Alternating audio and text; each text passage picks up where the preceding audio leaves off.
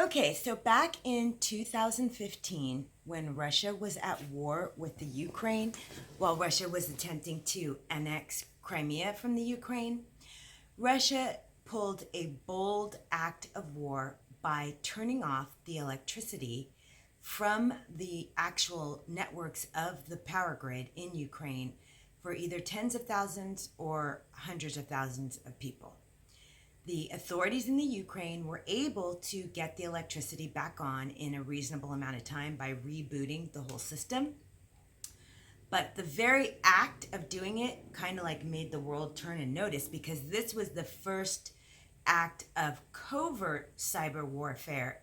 I'm sorry, of overt cyber warfare, rather than the covert stuff that the United States pulled with Israel on with the Stuxnet virus to mess up Iran's nuclear fusion capabilities. That was covert. That was on the DL, and to this day, the United States doesn't admit that it did that, but we all know it did. But this was over. This was like, we're at war with you, and we got into your electricity network, and we're gonna turn your shit off.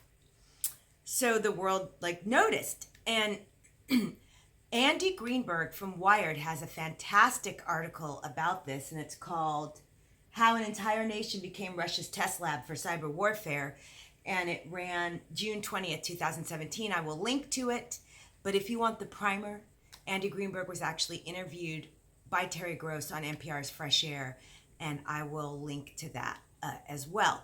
But what Andy Greenberg says that the United States intelligence services told him when he interviewed them is what I'm going to explain next.